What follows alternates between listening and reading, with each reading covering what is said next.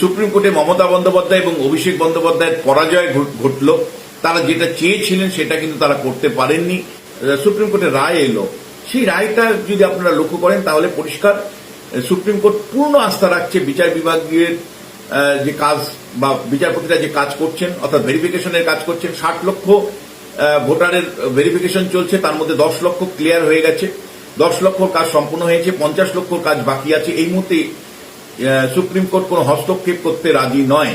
কবে এই 10 লক্ষ ভোটার তালিকার তালিকা আকারে প্রকাশ পাবে, বিজ্ঞপ্তি আকারে প্রকাশ পাবে, সেটা সুপ্রিম কোর্ট ঠিক করে দিবেন। ইলেকশন কমিশনকে প্রয়োজনীয় নির্দেশ দেবেন। এটা আজকে সুপ্রিম কোর্ট পরিষ্কার বলে দিয়েছে। সুপ্রিম কোর্ট বলে দিয়েছে যে ভাই, বিচার বিভাগের যারা এই কাজটা করছেন তাদের প্রতি আস্থা রাখতে হবে, তাদের প্রতি সম্মান রাখতে হবে। এই অযথাচিত এই মাইক ধরেই সঙ্গে সঙ্গে বিচারপতিদেরও আক্রমণ করা, এটা যে মানবে না বিচারপতি, সেটা কিন্তু পরিষ্কার সূর্যকান্তের বক্তব্য থেকে ধরা পড়েছে। তিনি বলেছেন যে বিচারপতিদের প্রতি যদি আপনারা আস্থা হারান বা আস্থা রাখতে না পারেন বা তাদের কাজে যদি বাধা তৈরি করেন, তাহলে বড় পরিমাণে জরিমানা জারি করা হবে, অর্থাৎ শাস্তির ব্যবস্থা করা হবে। ফলে মমতা বন্দ্যোপাধ্যায় কিন্তু আজকে যে ফ্যাসাদে পড়লেন, অলরেডি তিনি ফ্যাসাদে পড়েছেন। যে বলটা ইলেকশন কমিশনের কোর্টে ছিল বা বিজেপির কোর্টে ছিল, আজকে কিন্তু সুপ্রিম কোর্ট আরো পরিষ্কার করে তাদের নিজেদের কোর্টে নিয়ে নিল। আবারও ইলেকশন কমিশন বলল যে না, যদি কেউ খুশি না হয়, অর্থাৎ ভেরিফিকেশনের পরে যদি নাম কাটা যায়, তাহলে তিনি অ্যাপিল করতে পারবেন এবং তার জন্য একটা অ্যাপিলেট কোর্ট হবে। যে সুপ্রিম কোর্টে মমতা বন্দ্যোপাধ্যায় এবং অভিষেক বন্দ্যোপাধ্যায়ের পরাজয় ঘটল, অর্থাৎ ভোট ঘোষণা হয়ে যাচ্ছে। ভোট ঘোষণা আর কয়েকদিনের মধ্যে হয়ে যাবে বলেই মনে করা হচ্ছে। 15 থেকে 16 তারিখের মধ্যে ভোট গণনা হবে। 15 তারিখে হওয়ার সম্ভাবনাই প্রবল। যদি ভোট তারিখ ঘোষণা হয়ে যায়, ভোটের দিনক্ষণ ঘোষণা হয়ে যায়, তাহলে কিন্তু এই 60 লক্ষর মধ্যে হয়তো আরো অনেক সংখ্যক মানুষের ভেরিফিকেশন কমপ্লিট হয়ে যাবে। যদি না হয়, মোটামুটি যে হিন্স পেলাম, হয় সুপ্রিম কোর্ট নতুন কোন নির্দেশিকা জারি করলেও করতে পারে, আর না হলে কিন্তু আপনার নাম যদি ডিলিট হয়ে যায়, আপনার নাম যদি বাতিল হয়ে যায়, তাহলে কিন্তু আপনার কিছু করার নেই, ভোট দেওয়ার কিন্তু এখতিয়ার থাকবে না। এই এন্টার জুডিশিয়ারির হস্তক্ষেপ মমতা বন্দ্যোপাধ্যায় বা তার দল প্রচার করছে জয় হিসাবে, কিন্তু আপনারা যদি একটু গভীরভাবে ভেবে দেখেন, যে প্রসেসটা রাজ্য সরকারের অধীনে ছিল, যে প্রসেসটা ডিএমদের অধীনে ছিল, সেই ডিএমদের থেকে অধিকারটা কার্যত মমতা বন্দ্যোপাধ্যায় আদালতের কাছে নিয়ে গেল, অনেকদিন আগেই নিয়ে গেছিল। এবার আরো বেশি সমস্যা তৈরি হতে পারে, কারণ অ্যাপিলেট কোর্টের সময় লাগে। যেহেতু ডিএমদের হাতে আর নাম ডিলিট হয়ে যাওয়ার পরে অ্যাপিল করবার আপনার ক্ষমতা থাকবে না, পুরোপুরি অ্যাপিলেট কোর্টের হাতে থাকবে। বিচার প্রক্রিয়ার মধ্য দিয়ে সেটা নিষ্পত্তি হবে। ফলে আমি মনে করি যে Trinamool Congress playing two gallery করতে গিয়ে, প্রথম থেকেই প্লেইং টু গ্যালারি করতে গিয়ে ইলেকশন কমিশনের সাথে সহযোগিতা না করে আসলে কিন্তু মানুষকে বিপদে ফেলেছে, মানুষকে আরো বেশি হয়রানির মধ্যে ফেলেছে, মানুষকে আরো বেশি সময় মধ্যে ফেলে দিয়েছে। অর্থাৎ আরো অধিক সময় লাগবে, আরো হয়রানির সম্ভাবনা আছে। ফলে সব মিলে একটা অনিশ্চয়তা জায়গা যে তৈরি হয়েছে, সেটা তো ফ্যাক্ট। আর এই অনিশ্চয়তার জায়গাটা একটা কারণেই তৈরি হয়েছে, যে স্ট্যালিনের মতন মুখ্যমন্ত্রী, অর্থাৎ তামিলনাড়ুর মুখ্যমন্ত্রী, তিনি বিজেপির লোক নন, তীব্র বিজেপি বিরোধী লোক।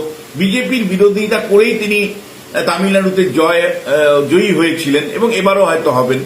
সেই স্ট্যালিন কিন্তু তার প্রশাসনকে কাজে লাগিয়ে দিয়েছিল, সহযোগিতা করে কিন্তু সেখানে এসআইআর প্রক্রিয়া কমপ্লিট করে চূড়ান্ত ভোটার তালিকা তৈরি করেছে।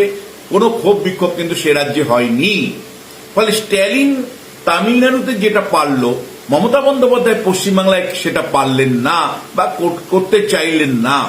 তিনি যদি প্রথম থেকে স্ট্যালিনের মতন রাজ্যের প্রশাসনকে সহযোগিতার কথা বলতেন, এই মুসলিম ভোটটা পাওয়ার জন্য তিনি যে একটা আলতা বিরোধিতা করলেন, বা যে বিরোধিতাটা আর্টিফিশিয়াল বিরোধিতা করলেন, সেটা না করে যদি তিনি বিএলও, এআরও, অ্যাসিস্ট্যান্ট এআরও সমেত পুরো প্রশাসনটাকে যদি তিনি কাজে লাগাতেন বা সহযোগিতার বার্তা দিতেন, যদি ডেটা এন্ট্রি অপারেটর 1000 দিয়ে দিতে পারতেন, অথবা তিনি যে শুনানির পর্বে যে আধিকারিকদের দেওয়ার কথা ছিল, সেই আধিকারিকদের যদি বিরোধিতা না করে দিয়ে দিতেন শুরুতেই, তাহলে আমার ধারণা এতদিন অন্য রাজ্যের মতন পশ্চিমবাংলাতেও এসআইআর শেষ হয়ে যেত।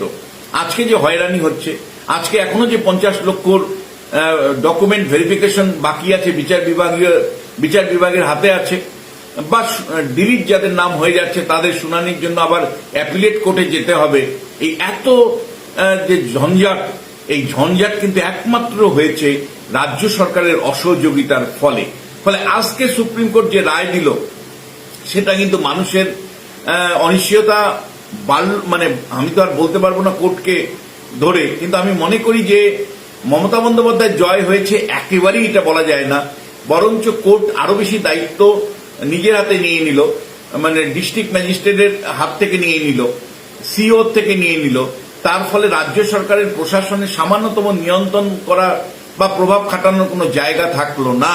আজকে সুপ্রিম কোর্টের রায়ের ফলে আজকে পর্যন্ত অন্তত বলতে পারি তারা যেটা চেয়েছিলেন সেটা কিন্তু তারা করতে পারেননি, বরঞ্চ বিচার বিভাগের চূড়ান্ত হস্তক্ষেপের ফলে অসুবিধাটা আরো বাড়লো তৃণমূল কংগ্রেসের রাজনৈতিক ভাবে, এবং সাধারণ মানুষের হয়তো দীর্ঘ থেকে দীর্ঘ সময় অপেক্ষা করতে হতে পারে। এবং সত্যি বলতে কি ইলেকশন কমিশনকে নির্বাচনের দিনক্ষণ ঘোষণা করার থেকে বিরতও রাখেনি, ফলে নির্বাচন কমিশন যদি মনে করে তাহলে দিনক্ষণ ঘোষণাও করতে পারে।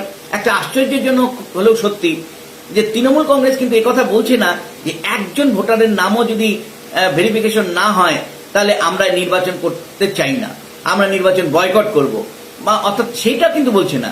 অর্থাৎ ভোটারদের ভোটটা চাই, কিন্তু ভোটাররা যদি সত্যি ভেরিফিকেশন তাদের না হয়, সবার ইনকমপ্লিট থাকে, তাহলে নৈতিক কারণে নির্বাচনে প্রতিদ্বন্দ্বিতা করব না এই কথাটা কিন্তু বলতে পারছে না। কারণ ক্ষমতা বড় বালাই, ক্ষমতার মধ্যে থাকতে হবে। সেই শেষ পর্যন্ত যদি ভোটারদের ভেরিফিকেশন কমপ্লিট নাও হয়, ভোটার তালিকায় চূড়ান্ত নাম নাও থাকে বা ডিলিটও থাকে, তারপরেও তো নির্বাচন করে আমাকে মসনদে বসতে হবে, এই ভাবনাটা কিন্তু শেষ পর্যন্ত কাজ করছে। ফলে আমার মনে হয় আজকের সুপ্রিম কোর্টের রায়ের মধ্য দিয়ে কিন্তু তৃণমূল কংগ্রেসের কিন্তু একটা বড় ধরনের ধাক্কা এলো, এবং এন্টার প্রসেসটা যেটা জ্ঞানেশ কুমারের বিরুদ্ধে তারা দাগিয়ে যাচ্ছিলেন সেটা আরো বেশি ক্ষীণ হয়ে গেল। এখন কিন্তু দায়টা পুরোপুরি বিচার বিভাগের উপরেই থাকলো, কারণ শুনানিটাও সিওর কাছে থাকছে না, ডিএম এর কাছে থাকছে না, অ্যাপিল করার যে জায়গা, ডিলিট হয়ে গেলে, নাম বাদ হয়ে গেলে অ্যাপিল করতে পারবেন আপনি একমাত্র অ্যাপিলেট কোর্টে। ফলে পুরোটাই কোর্ট এক্সারসাইজের মধ্যে পড়ে গেল। সেই অর্থে কিন্তু মমতা বন্দ্যোপাধ্যায়, অভিষেক বন্দ্যোপাধ্যায় যতই গলার সুর চড়াক না কেন, এই প্রসেসে থেকে কিন্তু ইলেকশন কমিশন বের হয়ে গেল, এবং তাকে শত্রু ভেবে তাকে গণশত্রু করার যে উদ্যোগ গত কয়েকদিন ধরে চলছিল ধর্ণা মঞ্চ থেকে, সেই উদ্যোগ কিন্তু ভাটা পড়বে বলেই আমি মনে করি।